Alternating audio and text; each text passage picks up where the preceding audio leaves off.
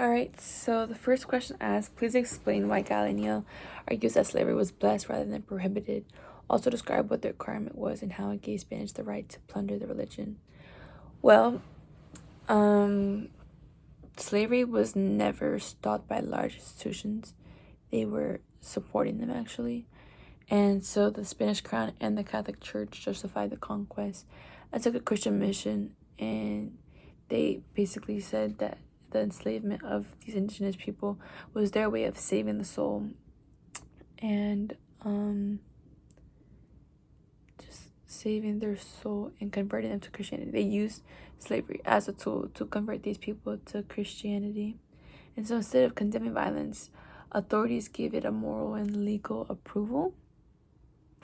Now, when it comes to the requirement and how it gave Spaniards the right to plunder their religion, well, this was a document in the 1513s that basically said that the Spaniards, the Spaniards had to read it to the indigenous communities, and it said that these indigenous people did not accept Christianity into their lives, that the Spanish were allowed to wage war, enslave them, and take their property and land.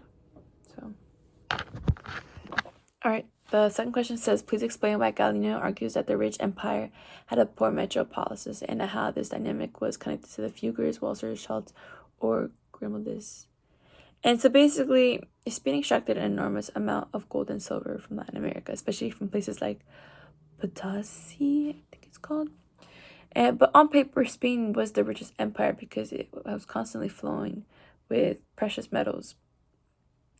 However, this wealth didn't usually stay in Spain, because Spain was using the silver to pay off war debts, to finance military campaigns, and to repay foreign bankers. And this is where Fuguers, Walsers, Schultz, and Grimaldis came into place. These were powerful European banking families or merchants, and Spain had borrowed money from these families to fund wars and everything. So when silver arrived from Latin America, it was usually distributed to these families, and these families were also granted control over colonial enterprises. Some of these. And basically, America's wealth flowed out of Spain into Northern Europe and strengthened capitalist development instead. Now, when it says described by the waste of the Spaniard aristocracy and luxuries, condemned them to economic collapse. Well, Spain was like a bridge, and the silver was coming from South America through Spain to these families, to these European economies. And now, instead of investing their wealth, they chose to, or investing their wealth into industry, manufacturing, and infrastructure, they spent their money on luxuries, palaces, basically a lavish lifestyle. And because of that, Spanish became too dependent on importing goods from like England and Netherlands and other places. Now, because they didn't develop strong enough, this led to inflation increase, and local industry declined. The local industry declined, and Spain's economy became just weaker throughout time, which led to the empire falling and repeated bankruptcies. So. The third question says, please explain the original accumulation and why Karl Marx argues it is the starting point of capitalist accumulation. Now, with the original accumulation, Marx argues that it is the historical process that creates the initial wealth and capital needed to start capitalism. Now, this involves taking land, resources, and labor from peasants. Now, this is a starting point because capitalism needs private capital and a labor force dependent on wages to function. Now, this wealth is flowed to Europe while local populations were exploited or displaced, and basically mirroring Marx's idea of an original accumulation. Now, when it comes to the second part, describe Ernest Mendel's idea of the bourgeoisie that has affected Latin America. Well, like it says, Mendel argues that Latin America does have a double strategy, one being externally imposed dependency. Now, this is also talked about a lot in the introduction, but resources are extracted enriching Europe while keeping Latin America dependent and exploiting it. And the second would be the internal inequality.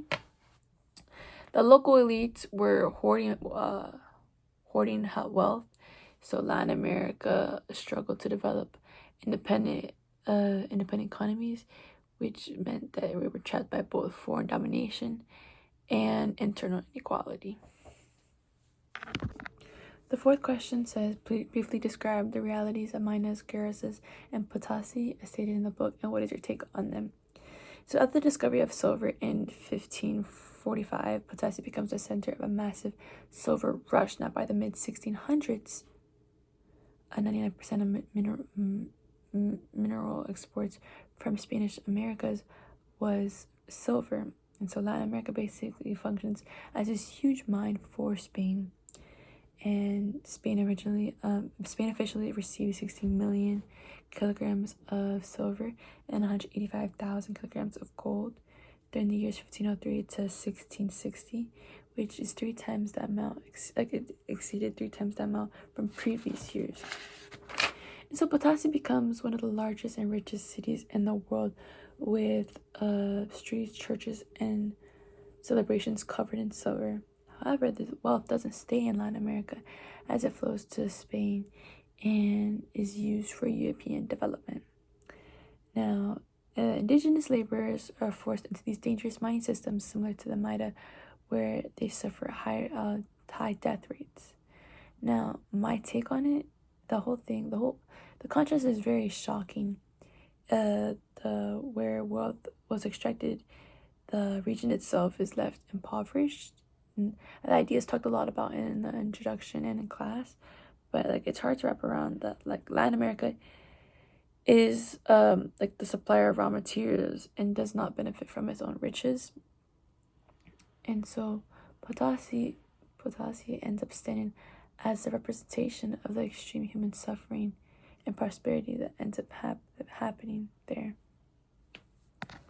Alright, so for the fifth question, we're asked, what is your overall impression of the movie in portraying the relationship between Europeans and Latin Americans? Now, I think this film powerfully shows how colonial attitudes echo into modern relationships, between Latin America and European. So during this film, they're basically recording a movie about Christopher Columbus and how he is. They're just filming the colonization of the Americas, and basically showing the historical exploitation that was happening, all while kind of doing a new form of exploitation themselves. Now, they choose to film in Bolivia because it is a cheap location, and they take advantage of their workers. They're paying them $2 a day, and basically just see them as background characters. And during this time is the water protest. Now, this becomes a problem because as these people are fighting for their human rights, the producers only want to continue filming, and they don't want anything to be associated. They don't seem to care about this cause. And so they basically are just continuing to do this for their own need, and not even care about these people's human rights, or about these people's personal lives, what's going on in this country. And so when the second question is asking, do you think Western people tend to dehumanize non-Western people? I would say so, but it wouldn't be in a violent way, in a violent, obvious way. They're doing this more subtly. They are reducing these people to stereotypes. During the film, one of the producers speaks English, thinking that Danny doesn't understand, and then when he does understand, he realizes he's mistaken, and he put Daniel into a stereotype where they weren't able to speak English and that they weren't capable of that. And while he's speaking English, he's even saying how $2 for them is enough and how they're fine with this. And he's gloating about everything, but not realizing that these are people's lives.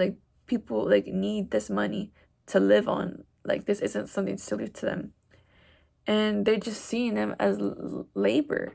They're like the protests. They just ignored everything, and even when they brought up the issue, when they had talked to the mayor, they they were talked to, and they just realized that it was it was nothing. Like they just continued on with their day.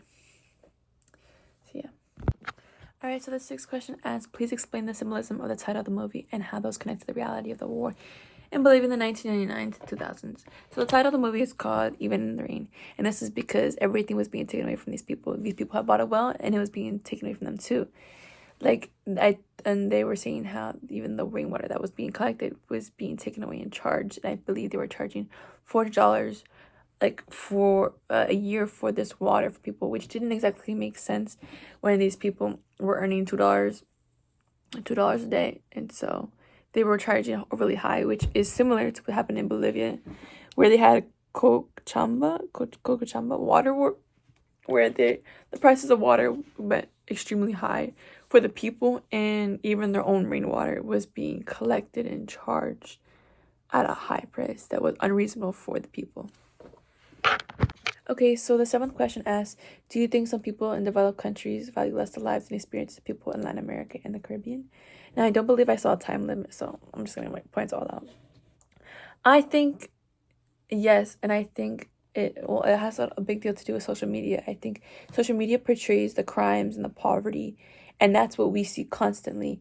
And I think once you see a certain amount of that, people are bound to just overlook the place and just stereotype that place as not being a very good place. And so I think that creates stereotypes and assumptions that one is more superior than the other. And when you're seeing this, one person's poverty might not be poverty to somebody else, might be an ideal lifestyle. And I don't think that people realize that. I mean, poverty is basically what we think as a social construct. What we grown up to think is poverty might not be for somebody else. Now, when it asks, do you think this approach is wrong? Well, I would say so. I mean, I think each human life should have the same type of value. I think there's value in everybody, and I think social media portrays this in a different way that makes it harder. But I think that each life has equal value. All right, so for the eighth question, we're asked, what does the census of 2000s argue about people from Puerto Rico and their whiteness? Now, in 2000s, they gave this a question that says, what is your race? And so a majority of people ended up, I think it was 81% ended up saying they were white. 2000, and it went down a little bit in 2010, where it was 76, but a majority mostly said they're white. And when so many people chose white, then it's basically saying, well, if so little people are picking black, it doesn't exist and it's hard to represent them. And so I think a lot of people just chose white because it was something that was talked about. It was never talked about beforehand, and I guess it was the politically right answer. And so when the second question, do you believe that whiteness provides some people a certain political and social capital that non-white people may not have in certain social areas? I would say yes. And I think that society had created this standard where white people had more opportunities and they had advantages. And they'd be less racially discriminated if they identified as white. And it's society built this system where people assume that because they're white, they have more opportunities. So they would more likely associate with that race group. Yeah. All right, so the ninth question asks, why does the podcast argue that not asking for race in Puerto Rico is a design outcome under Luis Manos Marin? So this was the governor, and this was around 1940, where the U.S., the Puerto Rico was a U.S. colony for about 50 years so far. And so this politician, he initially wanted PR independence. And so he believed that we weren't facing the same problems that the U.S. was having, problems being racism, because there were so many different colors in PR. They didn't think like all these issues that were happening with had nothing to do with PR, and it was more of like a harmony kind of thing because everybody got along with each other. There was never a race issue there. And so like when it's asking is it when was he trying to gain something economically for Puerto Rico, how, I would say yes, because he emphasized having so much harmony in Puerto Rico, because there was never an issue with race. I guess that like he emphasized that to like pull in American businesses and political leaders in and give PR more a better light, like give them like a light in which they are more like they're peaceful over there. There's no big issues happening that are happening in the US. There's not happening in PR. And I think economically, like it's his way of trying to boost PR with the economy there.